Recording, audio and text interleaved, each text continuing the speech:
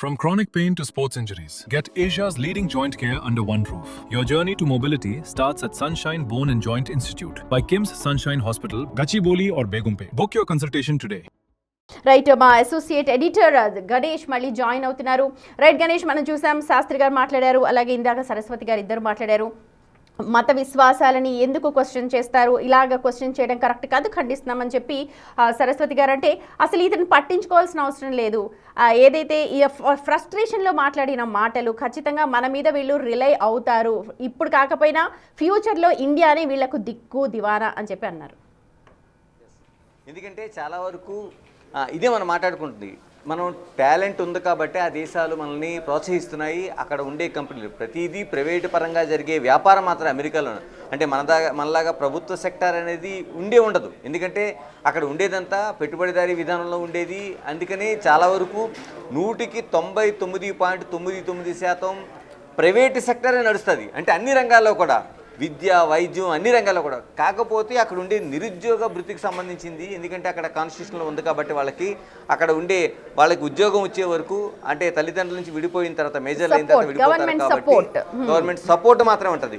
అందుకని అక్కడ ఉండే మెజారిటీ ఏదైతే ప్రైవేట్ సెక్టర్ నడుస్తుంది కాబట్టి ఎక్కడ కూడా ప్రైవేట్ సెక్టర్ అనేది కేవలం ఇలాంటి లావాదేవీలతోనో, లేకపోతే మనకి ఇక్కడ చెప్తున్నట్టు ఎరిక్ షమిడ్ చెప్తున్నట్టు కేవలం కార్టెల్ విధానంలో మాత్రమే ఉద్యోగులు ఇచ్చే వ్యవస్థ అయితే ఎక్కడ ఉండదు. ఎందుకంటే వాళ్ళు అక్కడ టాలెంట్ చూస్తారు, వాళ్ళు ఎంతవరకు ఉపయోగపడుతున్నారో చూస్తారు, ఇవన్నీ జరుగుతున్నాయి.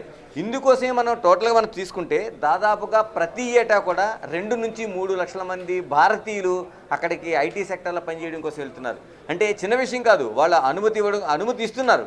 అది ఈ విధంగా ఈ చెప్తున్నట్టు కార్టెల్లో కాదు, లేకపోతే చిలుకూరు దేవాలయంలో జరుగుతున్న కుట్ర కాదు. ఎందుకంటే 2 నుంచి 3 లక్షల మంది వెళ్ళడం అంటే ఇందులో కూడా అనేక ఫిల్టర్లు జరిగిన తర్వాత, అంటే దాదాపు మనకు ప్రతి ఏటా కూడా ఇక్కడ ఒక తెలుగు రాష్ట్రాల నుంచి దాదాపు 5 లక్షల మంది ఇంజనీరింగ్ విద్యార్థులు వస్తుంటే, అందులో ఐటీ సెక్టారు మేజర్ సంఖ్యలో ఉంటే, పెద్ద పెద్ద కంపెనీలను ఇక్కడ నడుస్తుంటే, మరోవైపు శిక్షణ ఇచ్చే సంస్థలు హైదరాబాద్ బేస్లో నడుస్తుంటే, ఇన్ని నడుస్తున్న దాంట్లోన దాదాపు 10 లక్షల మంది చాలా వరకు అప్లికేషన్లు పెడుతుంటే 2 నుంచి 3 లక్షల మంది భారతదేశ వ్యాప్తంగా అక్కడికి ఐటీ సెక్టార్కి వెళ్ళగలుగుతున్నారంటే ఇన్ని ఫిల్టరేషన్ తర్వాత ఎంత టాలెంట్ ఉండాలి మన వాళ్ళకి. అందుకని ఇక్కడ చాలా వరకు అక్కడ ఉండేది ఏంటంటే, అక్కడ మిగతా వరకు వ్యాపారాలు చేయొచ్చు, లేకపోతే మిగతా అనేక కల్చర్లు ఉండొచ్చు, కానీ అమెరికన్ కల్చర్లోన ఈ సాఫ్ట్వేర్ని ఎంత ఉపయోగించుకోవాలి, ఆ పరిణితి ఏంటిది ఇంకా తెలియదు అనేది అనేక వ్యాఖ్యానాలు మనకు కనిపిస్తున్నాయి. అటు ఏఐ కావచ్చు, లేకపోతే క్లౌడ్ మేనేజ్మెంట్ కావచ్చు, ఐటీ సెక్టార్ కావచ్చు, ఇలాగ అనేక అంశాలు మనకి క్లియర్ కట్గా మనకు కనిపిస్తున్నాయి.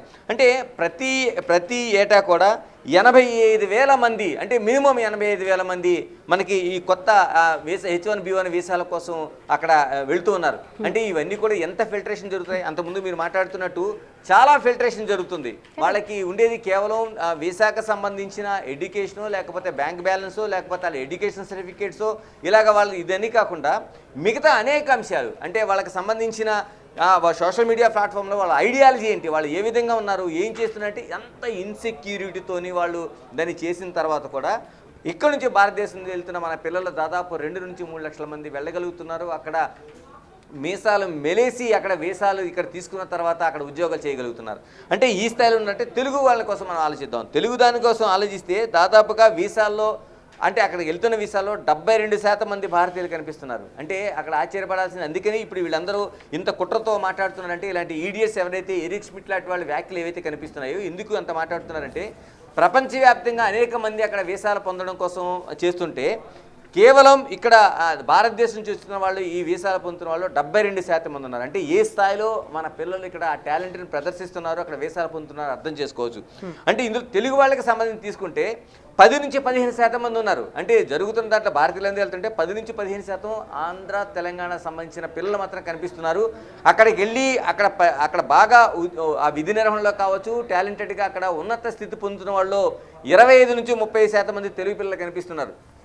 అందుకనే ఖచ్చితంగా ఇలాంటి వాళ్ళు ఒక ఉద్దేశపూర్వకంగానే, ఇదేమి నేను అనుకోవడం, ఇప్పుడు ఎరిక్ షమిడ్ మాట్లాడుతున్నది ఒక పార్లమెంటు సభ్యుడి హోదాలో, అక్కడ సెనేటర్ హోదాలో ఉన్న ఒక వ్యక్తి మాట్లాడుతున్న మాటలను అంత ఈజీగా తీసుకోవాల్సిన అవసరం లేదు. అంటే అది పూర్తిగా ఒక ప్లాన్తోని, అంటే ఒకవైపు అక్కసు ఉంది, వాళ్ళకి సంబంధించిన ఆ అక్కస్తోనే వీళ్ళని ఎక్కడ స్టాప్ చేయాలంటే ఏ విధంగా చేయాలి, ఏదో ఒక కుట్ర జరుగుతుందని చెప్పాలి.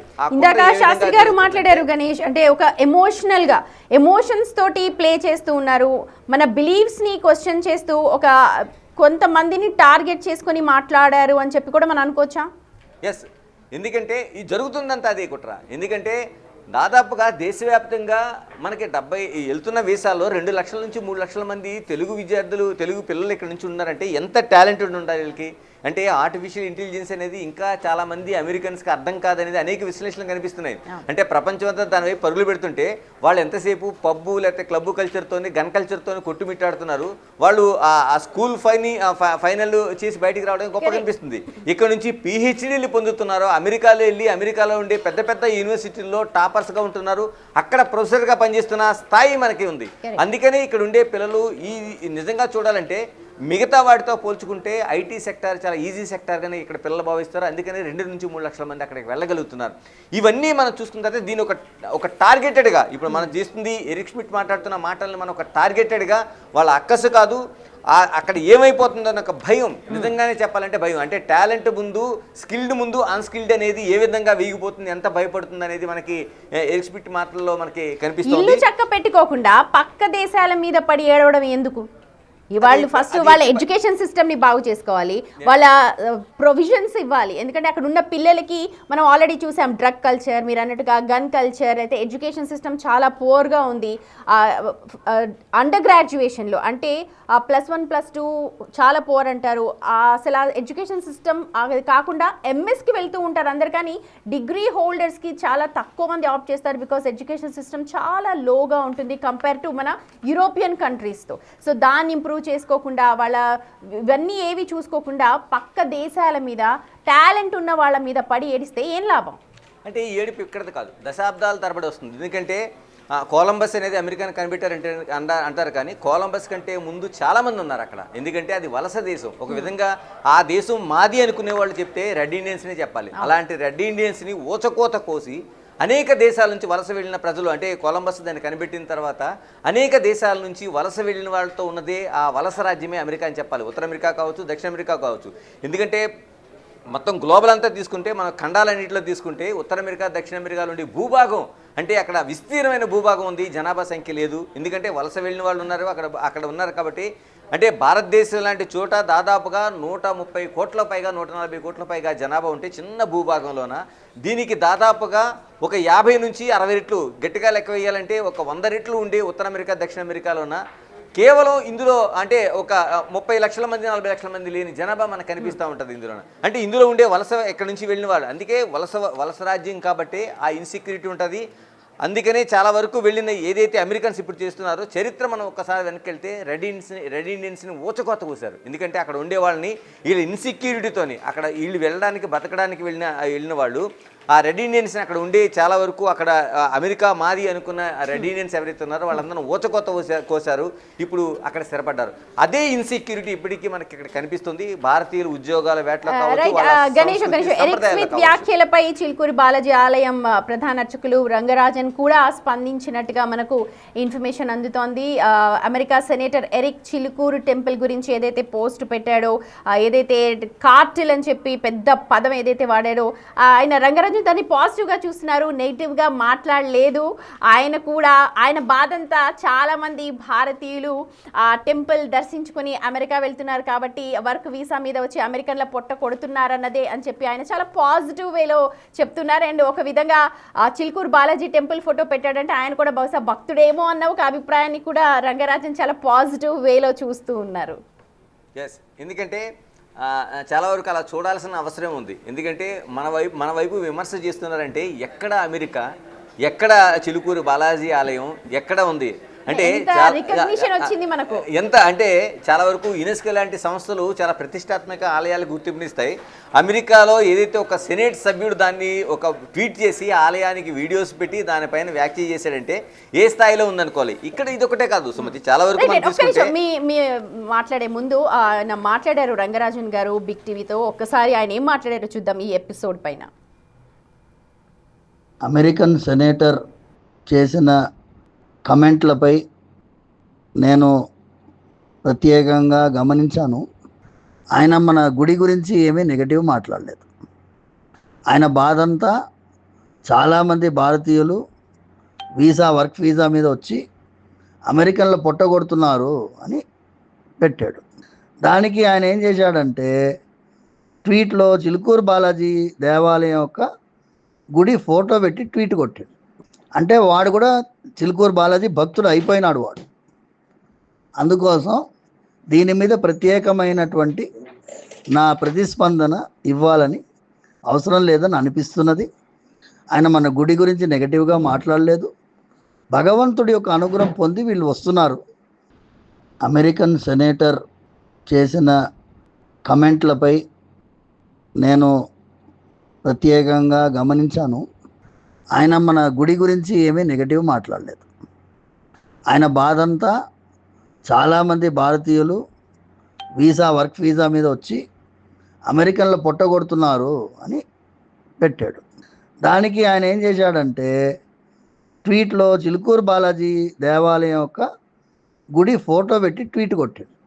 అంటే వాడు కూడా చిలుకూరు బాలాజీ భక్తుడు అయిపోయినాడు వాడు. అందుకోసం దీని మీద ప్రత్యేకమైనటువంటి నా ప్రతిస్పందన ఇవ్వాలని అవసరం లేదని అనిపిస్తున్నది. ఆయన మన గుడి గురించి నెగటివ్గా మాట్లాడలేదు. భగవంతుడి యొక్క అనుగ్రహం పొంది వీళ్ళు వస్తున్నారు. అమెరికన్ సెనేటర్ చేసిన కమెంట్లపై నేను ప్రత్యేకంగా గమనించాను. ఆయన మన గుడి గురించి రైట్ గణేష్, అది చాలా పాజిటివ్గా గుడి గురించి నెగిటివ్గా ఎక్కడ మాట్లాడలేదు. గుడి అంటే దేవుడి అనుగ్రహంతోనే వాళ్ళందరూ అమెరికా వెళ్తున్నారు కాబట్టి దాన్ని నేను పాజిటివ్గానే చూస్తాను. పెద్దగా దాని మీద అభిప్రాయం చెప్పాల్సిన అవసరం కూడా లేదు. అండ్ అలాగే ఆయన ఎప్పుడైతే పోస్ట్ పెట్టాడో మన గోపురాన్ని ఎప్పుడైతే పెట్టాడో ఆయన కూడా భక్తుడైపోయాడు అని చెప్పి చాలా చాలా పాజిటివ్గా రంగరాజన్ గారు. కానీ ఇక్కడ బిలీఫ్స్ దాన్ని క్వశ్చన్ చేసి, అలాగే మనం ఫస్ట్ నుంచి మనం మాట్లాడుతున్నాం దీన్ని ఒక మాఫియాగా అభివర్ణించడం, దీన్ని మనం క్వశ్చన్ చేస్తూ ఉన్నాం. అంటే రంగరాజన్ మాటలను మనం నిజంగానే హిందూ అలాగే తీసుకుంటుంది. నేను అంటుంది హిందూ అనేది ఒక మతం కాదు, ఒక భారతీయత. నిజంగానే ఇంతమంది భారతీయులు ఉన్నారు. నిజంగానే భారతీయత అనేది ఒక భారతీయత. దాన్ని మత విశ్వాసాలతో లింక్ పెట్టకపోయినా చెప్తాం కదా, ఏకత్వంలో భిన్నత్వం, భిన్నత్వంలో ఏకత్వం లాంటి ఒక ప్రయాణం అది. అందుకని ఆయన మాటల్లోనే మనకు కనిపిస్తుంది దేన్నైనా ఆస్వాదించగలుగుతాం మనం, దేన్నైనా దాన్ని తీసుకోగలుగుతాం పాజిటివ్గా. ఈరోజు చేసిన వ్యాఖ్యలకి ఏదైతే ఒక ఇడియట్గా చేసిన వ్యాఖ్యల్ని, ఎరిక్ ష్మిట్ చేసిన వ్యాఖ్యల్ని తీసుకుంటే నిజంగానే ఆయన తీసుకుంది అంటే ఆయన ఏమి సనాతన ధర్మం నుంచి వచ్చినవాడు కాదు, బయోమెడికల్ ఇంజనీరింగ్ చేసిన ఒక సైంటిస్టు.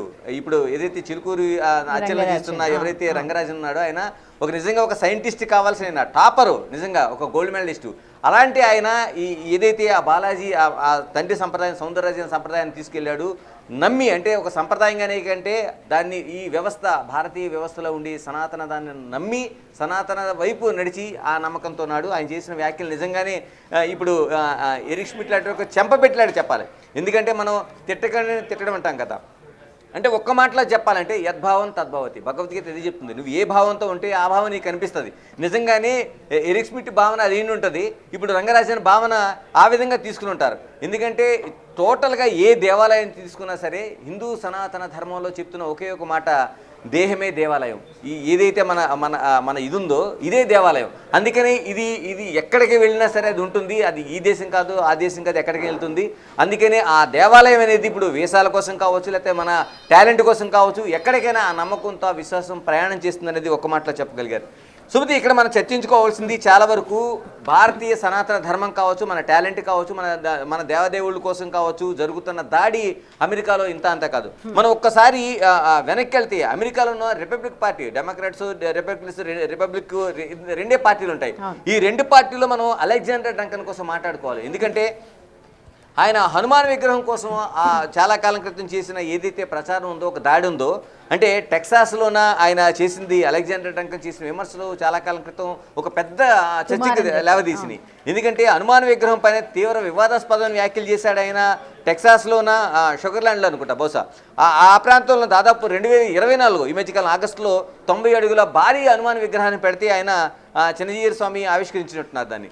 అంటే ఇక్కడ ఆయన చెప్తుందంటే హిందూ ఎవరైతే ఇక్కడ వచ్చి ఉన్నారో వీళ్ళందరూ కూడా నకిలీ దేవుళ్ళ విగ్రహాలని ఏర్పాటు చేస్తున్నారు, ఇది మన ఏదైతే ఒక సిస్టమ్ ఉందో దాన్ని దెబ్బతీస్తుందని చేసిన వ్యాఖ్యలు చాలా వరకు ప్రపంచవ్యాప్తంగా దుమారమై హనుమంతుడు ఏ విధంగా చూస్తాం, చాలా మంది ఇప్పుడు లేచిన వెంటనే జై శ్రీరామ్ అని ఎలా అంటున్నారు, జై హనుమాన్ అంటారు. ఎందుకంటే ఒక ధైర్యాన్ని ఇచ్చే ఒక కొలమానం అది.